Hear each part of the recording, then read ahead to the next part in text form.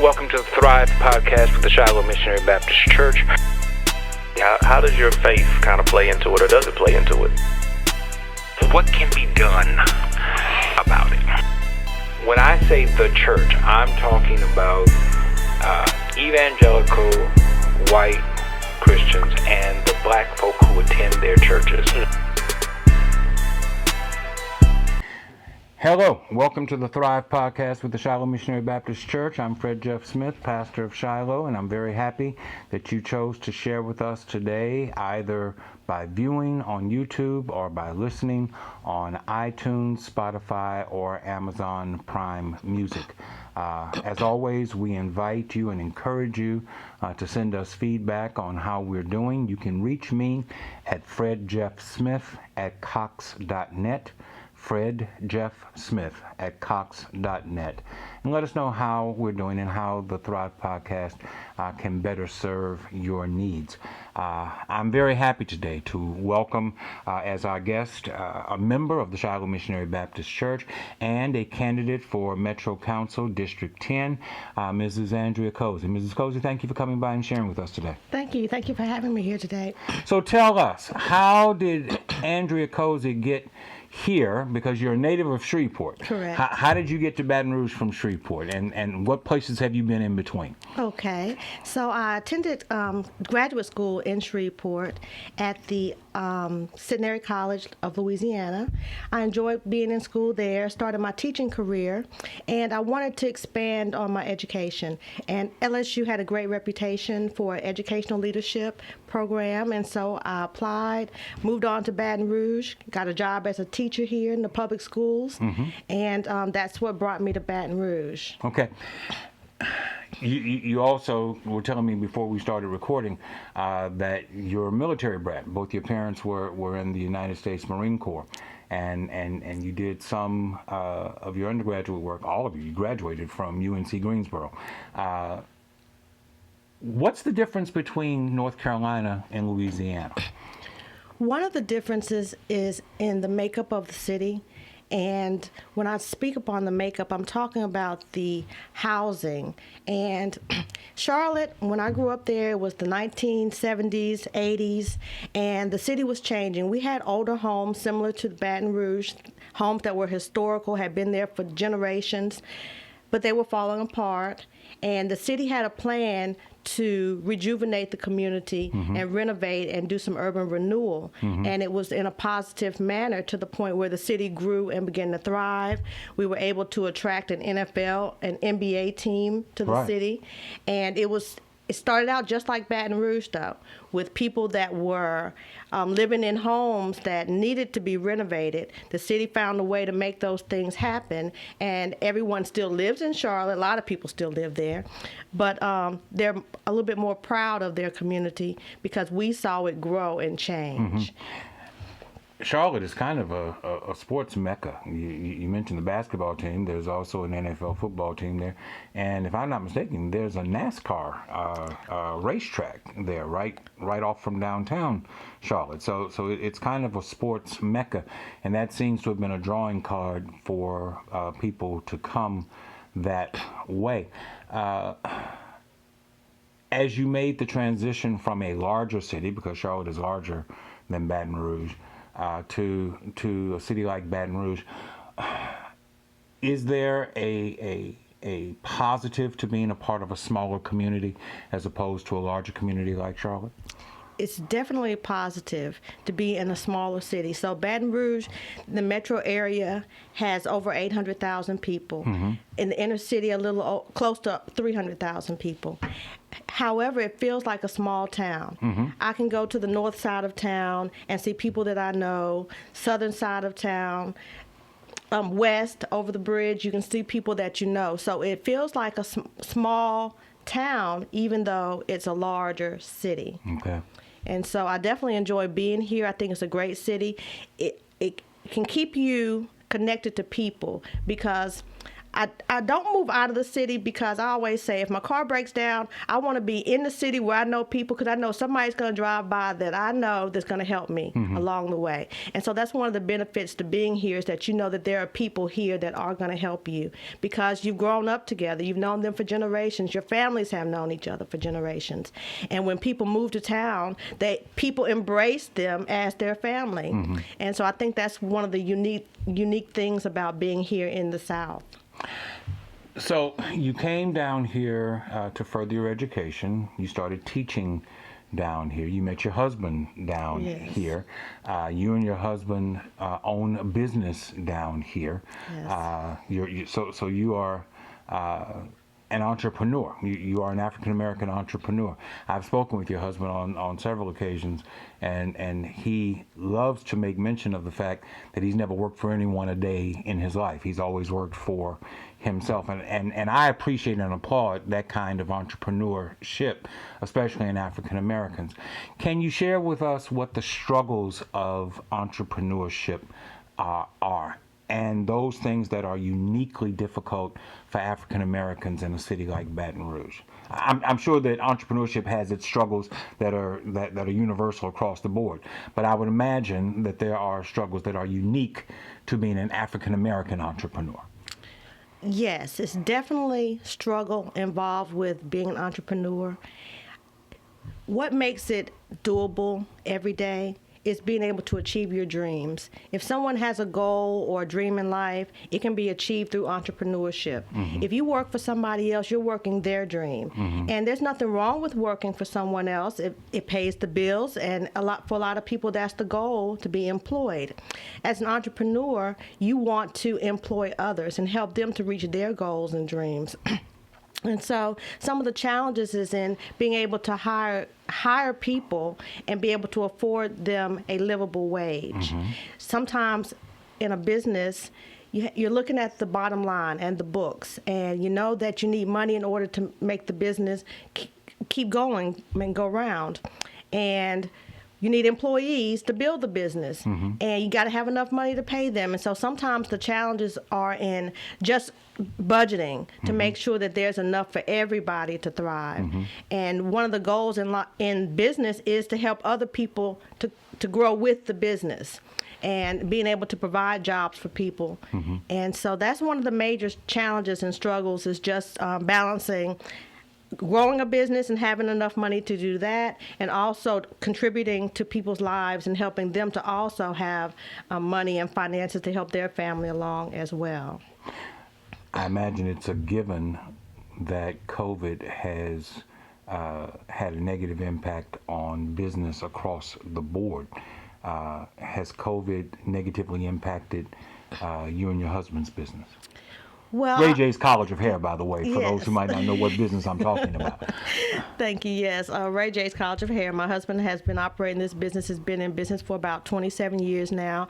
I personally have been there for about 10 years, and I grew into the business. I had to go to barber school first. I had to work my way up just like everybody else. And now I'm an owner, and we have financial aid, and we're able to provide financial aid to other people.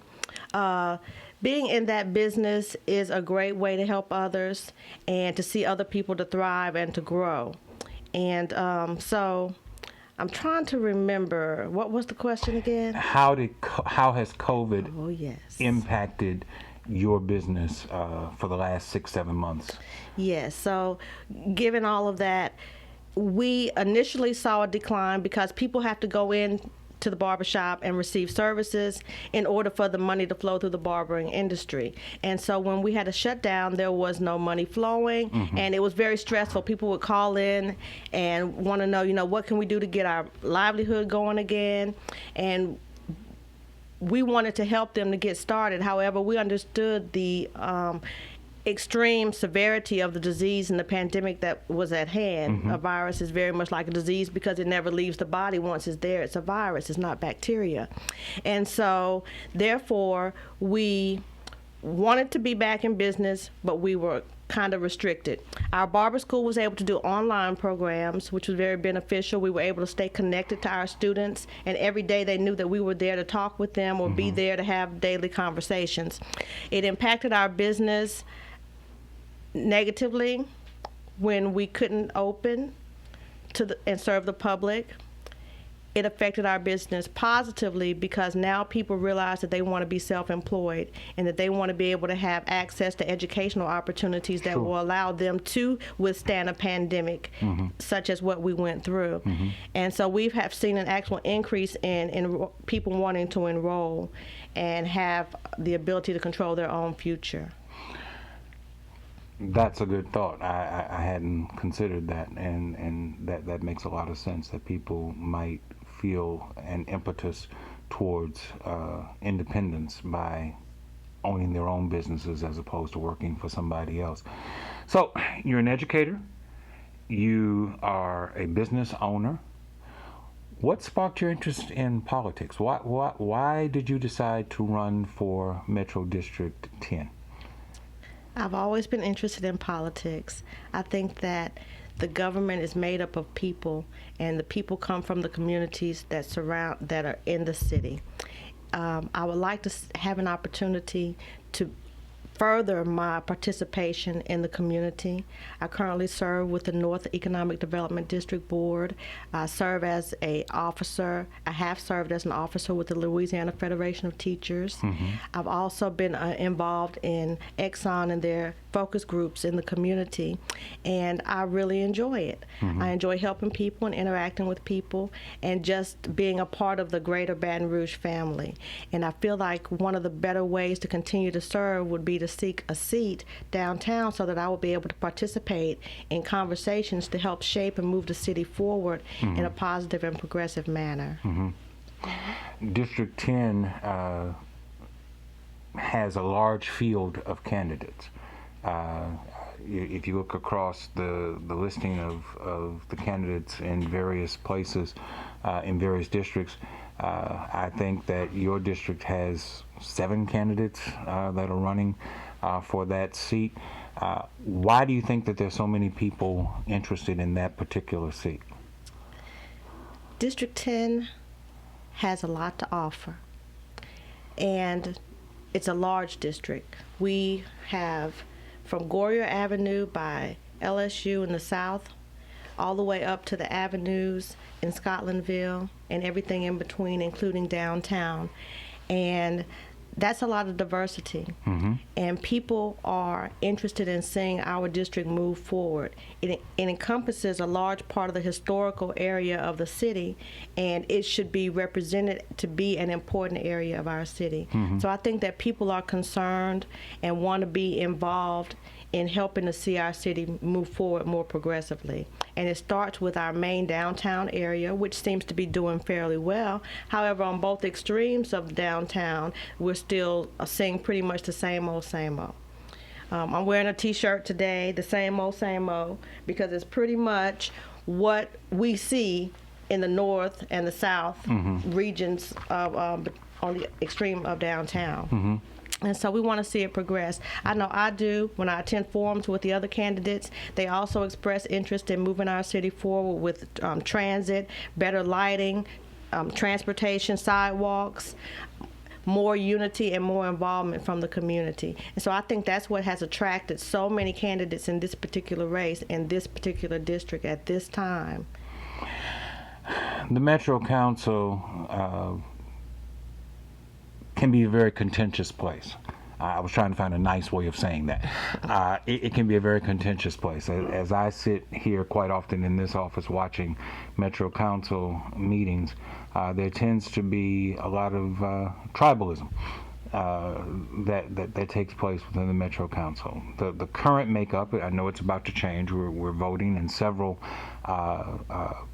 current members will have to leave because they're term limited. So there's going to be a different makeup of the council this time than what we've had in the past.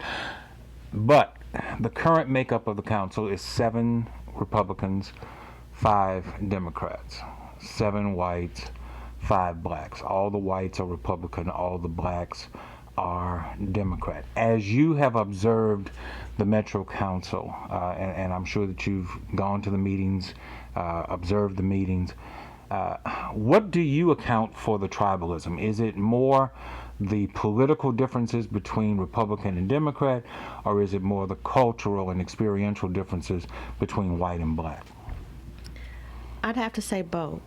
I think that historically we have some differences along party lines. Republicans have a philosophy and a platform that they operate by, and Democrats also do the same. And sometimes it's easy to kind of stay within what's safe. You know what your parameters are, and we operate within these parameters.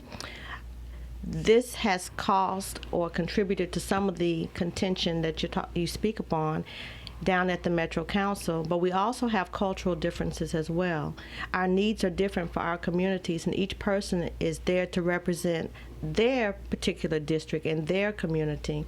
And because the needs are so different across the board, it's sometimes very difficult, from what I have observed, for the other council members to understand the other person's needs.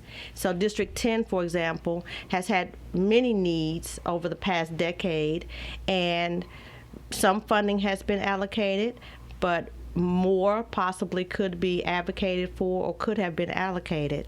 And so that may have been... You're speaking of the budget? Yes, definitely in terms of the budget. Okay. I'm talking in terms of money. So now the budget comes from the mayor's office. Right. And so the Metro Council has to give approval to the budget. As a Metro Council representative for District 10, what would your role be in helping to establish what's in the budget that could be beneficial to your district? Well, we've got to look at where we're spending our money.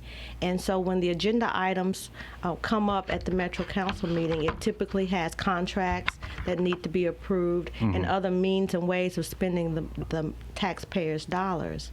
And that's one of the roles of the Metro Council members, is to get together and to work that budget and make it beneficial for our city. So we have definitely got to look at making sure that everybody understands that all districts in this city are important, including District 10, and that because it represents an area of the city that people see when they come through as tourists, and that people utilize downtown when they're working, or residential areas that people live in, that it also needs attention. And we need to advocate for some contracts that will help to improve this area as well. And I think Move BR is doing a great service to our community by being able to improve the infrastructure and provide sidewalks and lighting and some construction projects throughout the city, but we definitely need more.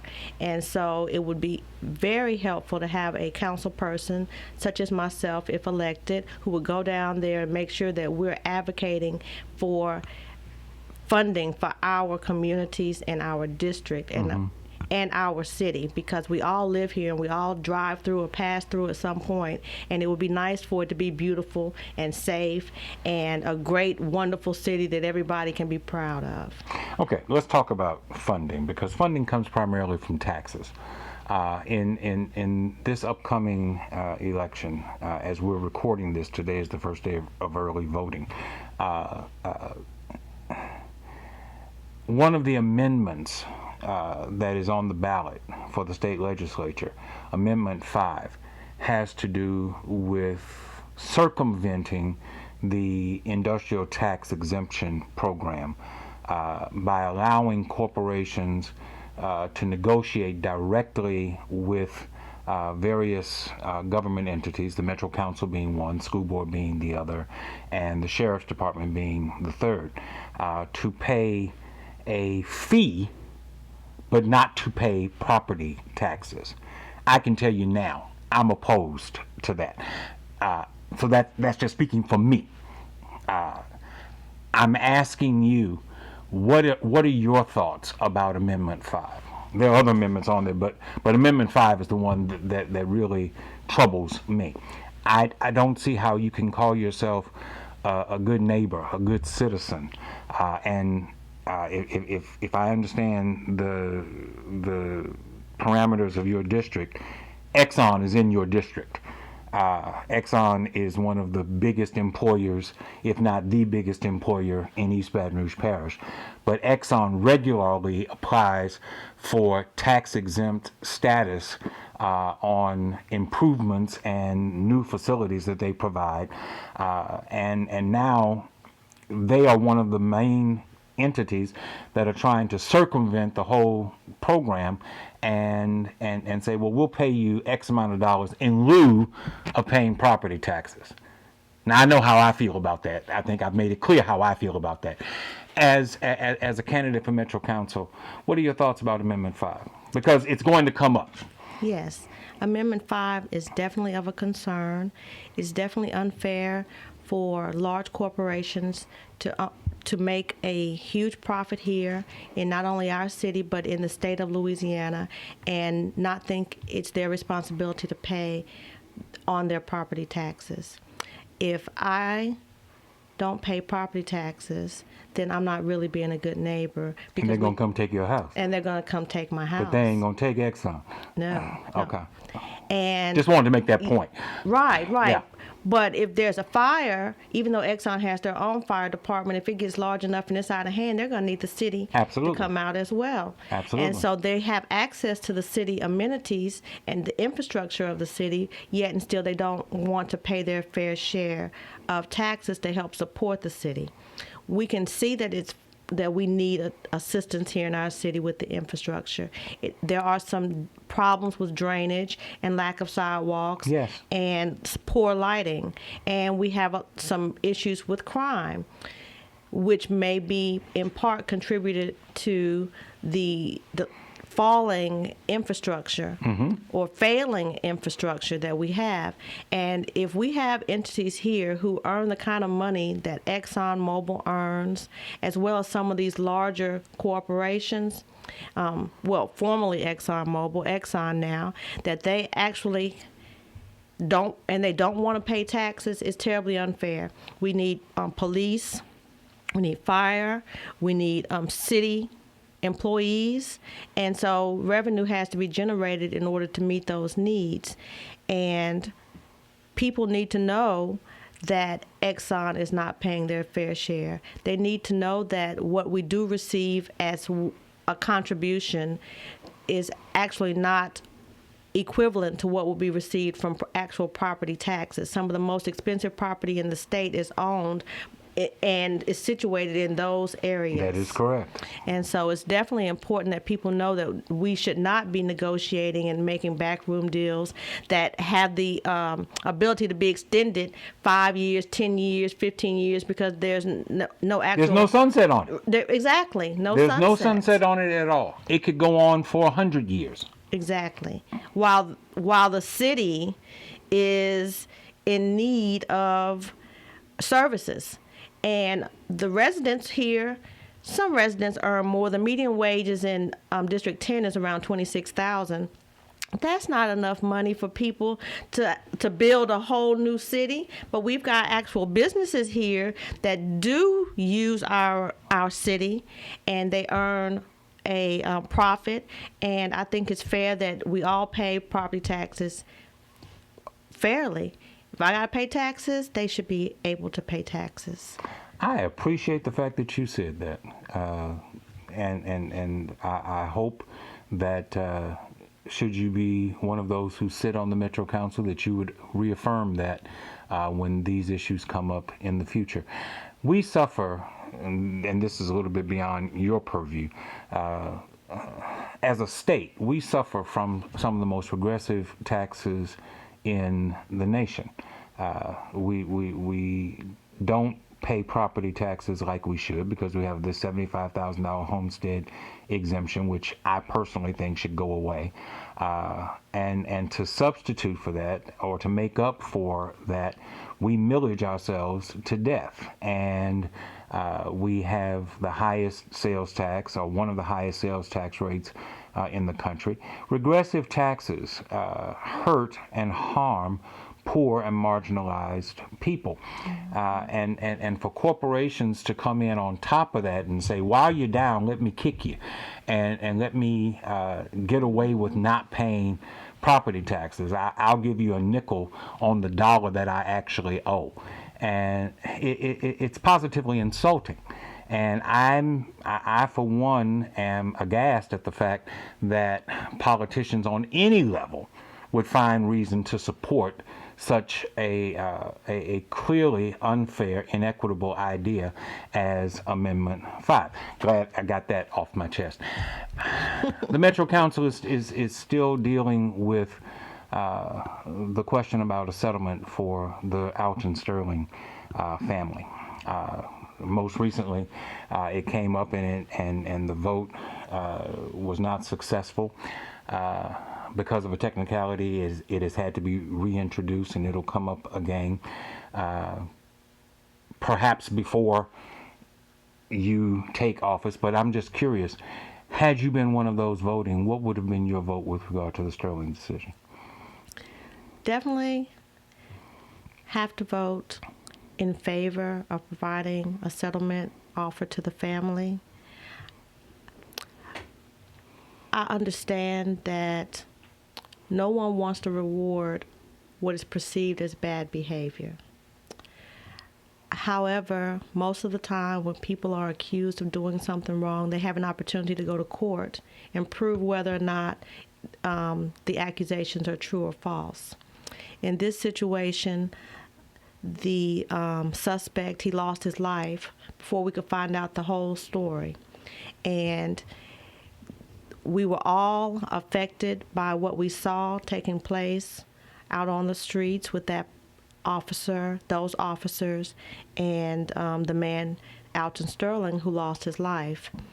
I do believe that if there's a resolution and it only requires some monetary payment of some sort, then it should be taken into account, and I would definitely vote yes to provide that funding so that we could bring a resolution and an end to this situation. This is 2020, okay, and this event happened, wasn't it, in 2016? Okay. Yes. Every morning, when I look at your page, I see that there's another day that has taken place since this event occurred. And it's time to bring a resolution and move forward.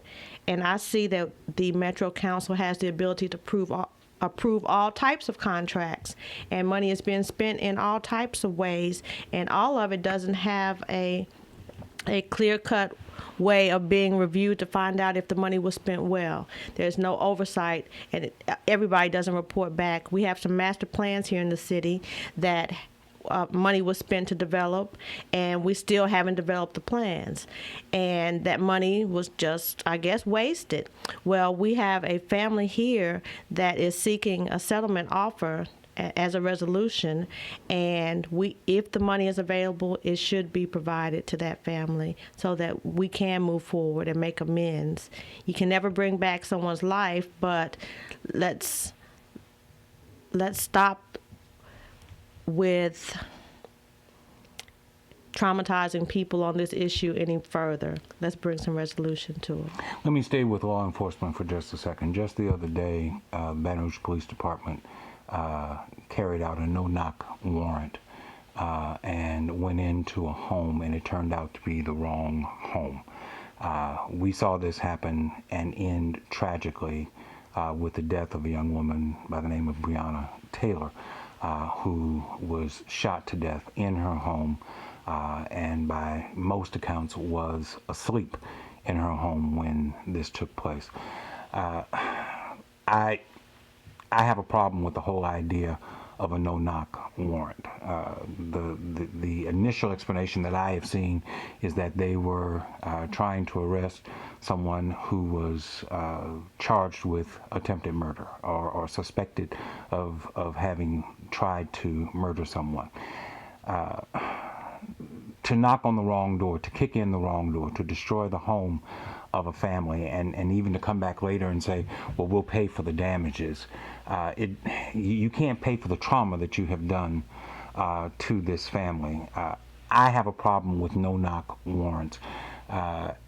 as carried out by the Baton Rouge Police Department. I think Murphy Paul has done an outstanding job, and I would give him passing marks on everything, but I have a problem with no-knock warrants. What's your position on no-knock warrants with regard to law enforcement in East Baton Rouge Parish? Well, I think it's ludicrous. I don't think that the police department should have the ability to go to someone's home and enter the home without knocking, especially given the fact that there's been more than one incident where they were in the wrong home. It's like people should really learn from their mistakes. If we see that there has been a problem, especially with something as large as Breonna Taylor and the incident that occurred surrounding the loss of her life, yet and still, here we are sometime later, and it's happened again right here in Baton Rouge. Yes. And so somebody's really not taking into consideration that some of the tactics are not effective, or we wouldn't continue to do the same things over and over again. I definitely don't think that no-knock warrants are good. I don't see the purpose of the no-knock warrant, because if someone's at home and they're sleeping, and they hear an intruder at the door, because they're in their home, they have a right to pick up a firearm and defend themselves within their home. Yes. And so when anybody, including a law enforcement officer, enters someone's home unannounced, they're subject to the same ramifications. And so I don't think that we need to be doing things like that or encouraging those type of tactics. Let me flip the page. St. George is about to come up again. Currently, our current mayor, who is running for re-election, is a part of a lawsuit trying to stop St. George from incorporating until St. George answers certain questions regarding the administration of their government, the cost that it's going to take, and how it is going to impact the parish for them to pull out and form their own municipality. St. George, to my way of thinking, is people's idea of a way of getting control of an independent school system. St. George was not birthed because people all of a sudden said, we need another city in East Baton Rouge Parish. It was birthed from the idea of we want an independent school system, primarily because the white folk who live out there don't want to continue to pay for private and parochial schools. They want to have an independent school district that's public, where they can send their children, and their children would not be mixed in with a large number of African American students. That's the fact. That's where this whole thing came from. Do you support the mayor's position with regard to making St. George answer the questions? My opinion is, if they want to go, but pay as you go. Don't leave all of the costs here behind. Don't go thinking that you're going to take East Baton Rouge Parish school facilities and we're just going to hand them over to you without charge. Don't go saying that you're not going to be responsible for any of the legacy costs that the parish is going to have to pick up on. I have no problem with them exiting. I do have a problem with them trying to exit without paying. I've seen this happen before. I saw this happen with Central, and I don't want to see it happen again with St. George. Do you support the mayor's position with regard to St. George? St. George, which isn't quite a city yet, right? But they're on the way, or have aspirations to be a city, has been controversial since the idea of a St. George. I believe that everyone has a right to live in this city and live wherever they want to live. I also believe that people have a right to decide that they want to educate their children in the best possible environment. And I also believe that the environment would be better if the children could attend school together and residents could live together and we could live as one large family here in Baton Rouge. However, members of the community have decided to break away. They have decided that they would like to form their own city, and they should be able to do so. However, it's very costly to start a city. Baton Rouge was founded way back in the 1800s and has had a significant cost associated with its formation for hundreds of years.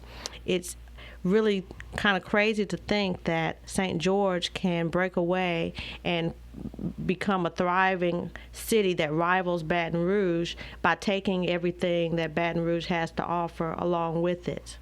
And we know that the cities are interconnected. Well, when there is a St. George city, they'll be interconnected. So what good would it be to have a St. George if Baton Rouge is decrepitated and fallen apart and unable to pay its bills because St. George took everything away from the city? So I think that people should be able to go and do what they want, but they need to be able to pay the costs associated with leaving. And those costs are significant, but it's necessary, and people just kind of have to pay their fair share and make sure that, and that's the operative word, fairness and equity. A part of the reason why our schools are suffering is because the money that's allocated for the children is not distributed fairly and equitably across the board. So, of course, people think, I've got to take my child and I've got to put them in private school. Well, now private school's too expensive. I need to just kind of get my neighbors and we all kind of break away and have our own school district because those schools are not that great. I just find it interesting that public schools were great until 1954. And after 1954, public schools became the worst things in the world. And that's to a large segment of white folk. Not just in this state, but across the nation. Public schools were fine. Public schools were the thing that defined America and made America the great nation that it was until 1954. And then everything about a public school became terrible. And that's the other thing. Okay, I believe in neighborhood schools. I think that children should not have to be going all the way across town, get on the transfer system to go to a school that their parents may not be able to get to for the parent-student conference day. So in having neighborhood schools, because of the makeup of our city and the divide of the neighborhoods, they're going to be segregated to some degree. When you have a city that has a population that's over 60% African American, then you're going to have segregated areas. But they need to be good schools no matter where a child attends school. And so if all of our schools could be equitably funded, then there wouldn't appear to be a problem where people need to take their children and go to a better school system. In other words, we need to have a better East Baton Rouge Parish school system, and we need to work to make sure that it can include all people of all income levels so that people feel like that they don't have to leave our community to go somewhere to find better services. Well, my response to that would be, and we're going to move on to something else, but my response to that would be is nobody told you that you had to leave. All they asked you to do was comply with the law and allow your children to go to school with children of a different hue. Nobody asked you to. You decided that you needed to leave, and for 50 years, you decided that you had to pay for private and parochial schools until you had no money left. And now you have decided in your sage wisdom that the best thing that we can do would be to form a city so that we can have an independent school district so that we can have a better school system. What about getting involved in the school system that already exists? That's my platform, not yours. Let me talk about the plan of government. In the most recent Metro Council meeting, proposals were presented. They haven't been discussed yet, I don't believe, presented for a shift in the plan of government.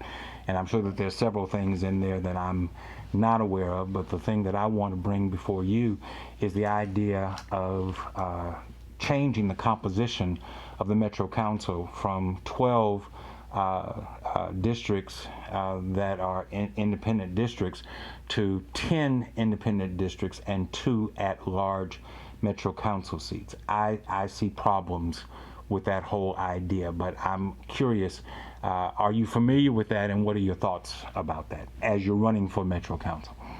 Okay, so I recently became familiar with the proposal for us to change the structure of the government. It's not a new conversation, but it's recently become headlines again. Mm-hmm. And I think that it's important for us to know that anytime you change, there's a learning curve. And so if we were to adopt a new method of running our government, it's going to take time to get it together, which may not be actually what we need at this time, because we're already dealing with the COVID-19 pandemic, and that consumes a large enough amount of everybody's time trying to figure out how we're going to move forward as a community and a city. So making changes of that magnitude at this time may not be what we really need. We need to work with what we have already, mm-hmm. so that we can meet the challenges that are going to be coming forward and across our desk over the next year or two, because there's still not a vaccine. And without a vaccine, it's hard for people to meet together and have proper conversations where you can have input from everybody. So at this time, to try to change the form of government may confuse people, and it may not be what we need at this time. So, as you are engaging in the public, and you made mention of the fact earlier that your district is large and covers a great deal of geography within the parish, and that there are differences with the residents that are part of District 10. What do you think they see as the most pressing needs for your district? When I'm out talking to the residents of the district, which I enjoy doing, I meet a lot of really nice people and get to interact with people that I've worked with in the past and had a relationship with. Many people are concerned about crime, mm-hmm. and nobody wants to hear gunshots in their area. And nobody wants to think that what we term or coin as a progressive thing, economic development, mm-hmm. nobody wants to really think that economic development is actually contributing to crime. And some of our neighbors do actually think that. Some of them believe that as we build these communities, we use the word affordable housing, which is like a code word for low-income housing, mm-hmm. which is a code word for crime will soon be coming to my community, because we've got residents moving in who don't earn enough money, and they may be at my home next to try to meet their needs, mm-hmm. With crime. And so some people are concerned about crime and the creeping of crime into the inner city as we try to develop the inner city. Others are concerned about the lighting and how it contributes to crime or lack of lighting. But most importantly, the residents are concerned about the drainage. Many people say that it's getting worse, mm-hmm. and that it's due to, once again, the development and not having enough green spaces for the water to be absorbed properly. But instead, we have a lot of concrete, which allows the water to run off and build up in areas that contribute to flooding, and not just flooding when people get ready to go to work, but also flooding their homes and flash flooding at inconvenient times. Mm-hmm. And so that's a huge problem, because we know that the infrastructure is old, but people pay taxes. Everybody's making purchases, so we're definitely paying sales taxes in some type of way. And there's a lot of different millages and taxes here and taxes there. So we know that there's money that could be allocated toward improving our infrastructure. but it doesn't seem to be getting done. There are potholes in the middle of the city, little cones everywhere. Some of them have flowers growing up over them. They've been there so long. And people want the drains and the sewage fixed. I know my water bill was increased and my sewage bill also. I thought it was going to be used to help fix the city. And here we are once again 4 years later from the Great Flood of 2016, and people are still experiencing the same problems. If we need to clean the present drains that we have, then we need to make that a priority. But knowing that we live in a low-lying area, we definitely need to prioritize making sure that the water doesn't rise on us and ruin the property here that people have invested in. We've invested a lot of money in levees. We sit on the river, and so we've spent a lot of money in levees. For about 9 years, I lived in New Orleans. Went to school there. My first pastorate was down there. New Orleans has more than a levee. New Orleans has pumps. I have to acknowledge that I don't know if there are pumps in the Baton Rouge area, but I don't see pumps in the Baton Rouge area. Do you think it might be something worth looking into, investigating for the city to consider the idea of pumps so that water can be more quickly taken off of the streets and out of these flood areas and put into rivers and drainage canals that would allow people to not have to suffer the flooding that they have suffered? Yes, I think that we definitely need to invest in improving the drainage system. We're right here on the Mississippi River. There's no reason for water to be backed up and stuck, stagnant on the bank of a river. The money ought to be able to flow and go back into the river. We're only a couple miles from the river. The whole city of Baton Rouge is right here, riverfront city. And so I think it would definitely be beneficial for us to invest in ways to pump the water out of the city. If the pumps don't exist, I think there are some pump stations here that I've heard people refer to, but they definitely has not been any investment into making sure that our city is moving forward with our drainage issues. It's still a problem. People are still complaining, and people are nervous and they're scared because they've already experienced these problems in 2016, and they're afraid it may happen again. So whenever we have mention of a flood or water moving in the form of a storm, then people get nervous. They want to know, well, has the city come out to clean out the drainage?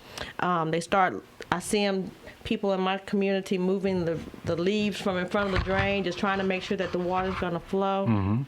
But every city, especially one that is flood prone, such as Baton Rouge, should be investing in plans to help to keep the city water free. That's not something that you want to be known for as a city that floods. You want to be known as a city like New Orleans that knows that they're prone to have water coming in, and they've taken the time to work with the federal government and city entities and state entities to help to put together proper infrastructure. How much should a haircut cost? Well, I'm going to tell you. In 2020, how much should a haircut cost? So a standard haircut. I'm not talking about these fancy design hair shave things that people have done. Just a standard, regular, run-of-the-mill haircut. So when I ask our graduates how much they charge for haircuts, they tell me that a haircut is $25 or $30 and up. Because, see, a barber, they set their own prices.